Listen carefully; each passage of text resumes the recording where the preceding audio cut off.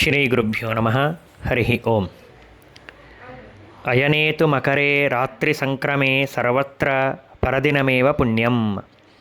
ರಾತ್ರೌ ಪೂರ್ವಭಾಗೆ ಪರಭಾಗೆ ನಿಶೀಥೇ ವಾ ಮಕರ ಸಂಕ್ರಮೇ ಉತ್ತರದಿನಂ ಪುಣ್ಯಂ.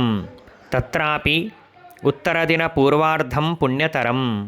ತತ್ರಾಪಿ ಸೂರ್ಯೋದಯೋತ್ತರಂ ಪಂಚನಾಡ್ಯಃ ಪುಣ್ಯತಮಾಃ.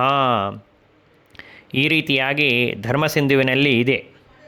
ಈ ವರ್ಷ ದಿನಾಂಕ 14/1/2026 ಏಕಾದಶಿ ರಾತ್ರಿ 9:02 ಮಕರ ಸಂಕ್ರಮಣ ಆಗುತ್ತದೆ. ರಾತ್ರಿ ಸಂಕ್ರಮಣ ಆಗುತ್ತಿರುವುದರಿಂದ ಉತ್ತರ ದಿನವೇ ಅಂದರೆ ಮರುದಿನವೇ ದ್ವಾದಶಿ ಪುಣ್ಯಕಾಲದ ಆಚರಣೆಯನ್ನು ಮಾಡಬೇಕು.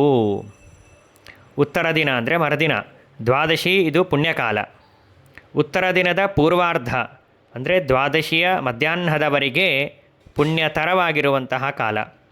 ದ್ವಾದಶಿಯ ಸೂರ್ಯೋದಯಾನಂತರದ 5 ಘಟಿಕಾ ಅತ್ಯಂತ ಪುಣ್ಯಕರವಾಗಿರತಕ್ಕಂತಹ ಕಾಲ ಎಂಬುದಾಗಿ ತಿಳಿಯಬೇಕು.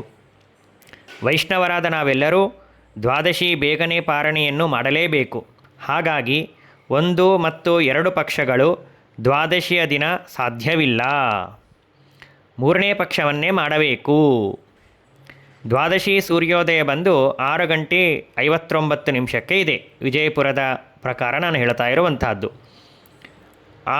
ಅದಾದ ನಂತರ 5 ಘಟಿಕಾ ಅಂತಂದರೆ ಸುಮಾರು 2 ತಾಸುಗಳು ಪುಣ್ಯತಮವಾಗಿರತಕ್ಕಂತಹ ಕಾಲ.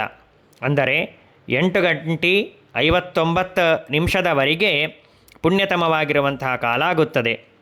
ಆಯಾ ಊರಿನ ಸೂರ್ಯೋದಯ ಸಮಯಾನಂತರ 2 ತಾಸುಗಳು ಪುಣ್ಯತಮ ಕಾಲ ಎಂಬುದಾಗಿ ಸಾಮಾನ್ಯವಾಗಿ ನಾವು ತಿಳಿಯಬಹುದು.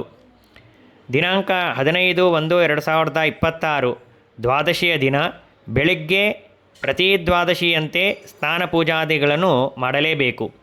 ಸೂರ್ಯೋದಯ ಆದ ಮೇಲೆ ಪಾರಣೆಗಿಂತಲೂ ಕೂಡ ಮೊದಲು ಸಂಕ್ರಾಂತಿ ನಿಮಿತ್ತ ತರ್ಪಣ ದಾನಾದಿಗಳನ್ನು ಕೊಟ್ಟು ಅನಂತರ ಪಾರಣೆಯನ್ನು ಮಾಡಬೇಕು.